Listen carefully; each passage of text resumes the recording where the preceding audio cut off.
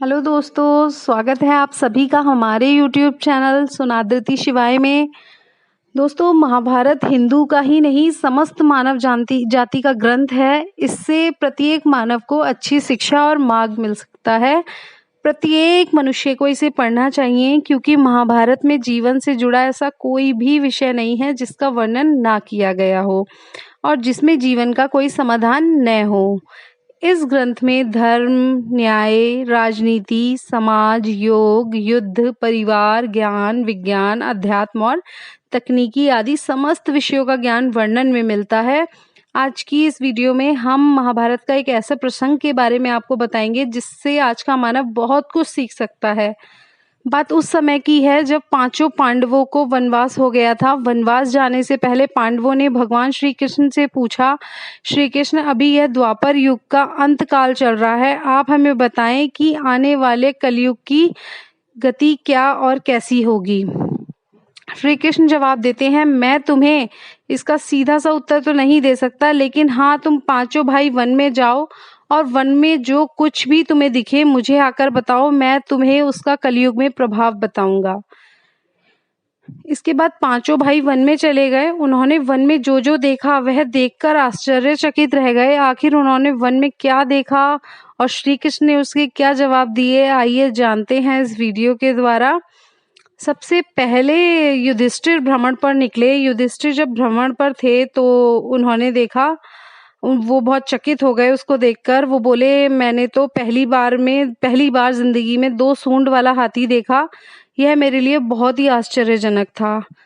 और जानते हैं श्री कृष्ण ने इसका उत्तर क्या दिया। श्री कृष्ण बोले, धर्मराज, अब तुम कली काल की सुनो। कलयुग में ऐसे लोगों का राज्य होगा जो दोनों ओर से शोषण करेंगे, बोलेंगे कुछ और करेंगे कुछ और, मन में कुछ और होगा और कर्म कुछ और। ऐसे ही लोगों का कलयुग में राज होगा। तुम कलयुग आने से पहले तक राज्य कर लो। युधिष्ठिर के बाद अर्जुन बोले, मैंने जो देखा वो तो कहीं ज्यादा आश्चर्यजनक था। मैंने देखा कि एक पक्षी के पंखों पर वेदों की रचनाएं लिखी हुई हैं, पर वह पक्षी मुर्दे का मांस खा रहा था। श्री कृष्ण कहते हैं, कलयुग में ऐसे लोग रहेंगे जो बड़े ज्ञानी कहलाएंगे, विज्ञान की चर्चा करेंगे, लेकिन उनके आचरण राक्षसी होंगे। वह बड़े पंडित और विद्वान कहलाएंगे, किंतु यह देखते रहेंगे कि कौन सा मनुष्य कब मरे और हमारे नाम से संपत्ति कर जाए। हे अर्जुन, संस्था के व्यक्ति विचार करेंगे कौन सा मनुष्य मरे और संस्था हमारे नाम पर हो जाए। हर जाति, धर्म और प्रमुख पदों पर बैठे विचार करेंगे कि कब किसका श्राद्ध हो और कब कौन किस पद से हटे और हम उस पर चढ़ जाएं। चाहे कितने भी बड़े लोग हों, परंतु उनकी दृष्टि धन और पद के ऊपर ही रहेगी। ऐसे लोगों की ही बहुतायत भी होगी। अर्जुन के बाद भीम ने अपना अनुभव बताया। भीम ने कहा कि मैंने बहुत आश्चर्यजनक चीज देखी। गाय अपने बछड़े को इतना चाट रही थी कि बछड़ा लहूलुहान हो गया था। उस पर श्री कृष्ण कहते हैं, कलयुग का मनुष्य शिशुपाल हो जाएगा। कलयुग में माओं की बच्चों के लिए इतनी ममता बढ़ जाएगी, उन्हें अपने विकास का अवसर ही नहीं मिलेगा। मोह माया में ही घर बर्बाद हो जाएंगे। किसी का बेटा घर छोड़कर साधु बनेगा तो हजारों व्यक्ति दर्शन करने जाएंगे। यदि अपने बेटे ने साधु बनना चाहा तो रोएंगे कि मेरे बेटे का क्या होगा।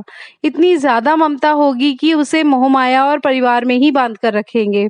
उसका जीवन वहीं खत्म हो जाएगा। वास्तव में तुम्हारे लड़के तुम्हारे नहीं हैं, वह तो बहुओं की अमानत हैं, और लड़कियां जमाइयों की अमानत हैं, और तुम्हारा यह शरीर मृत्यु की अमानत है।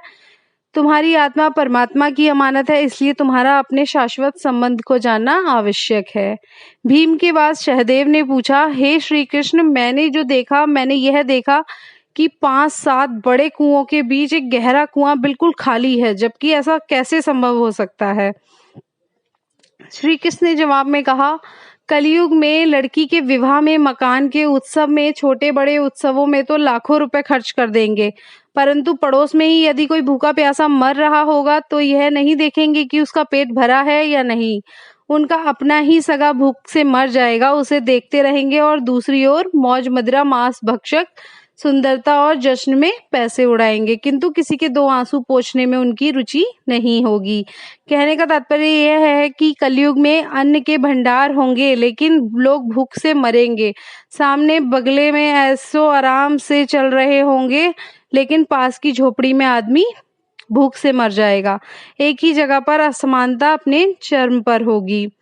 सहदेव के बाद नकुल ने आकर श्री कृष्ण को बताया कि मैंने भी एक आश्चर्य की चीज देखी। एक बड़ी सी चट्टान पहाड़ पर से लुढ़की, वृक्षों के तने और चट्टाने भी उसे ना रोक पाए, किंतु एक छोटे से पौधे के स्पर्श से ही वह बड़ी चट्टान रुक गई। यह कैसे हुआ कि ये समझ नहीं आया। श्री कृष्ण ने कहा, कलयुग में मानव का मन नीचे गिरेगा, उसका जीवन पतित होगा। यह पतित जीवन धन की शिलाओं से नहीं रुकेगा, ना ही सत्ता के वृक्षों से रुकेगा, किंतु हरि नाम के एक छोटे से पौधे से, हरि कीर्तन से मनुष्य जीवन रूपी पौधे का पतन होना रुक जाएगा। इसलिए भक्तों, हरि भजन कलयुग में मोक्ष पाने का एकमात्र उपाय है।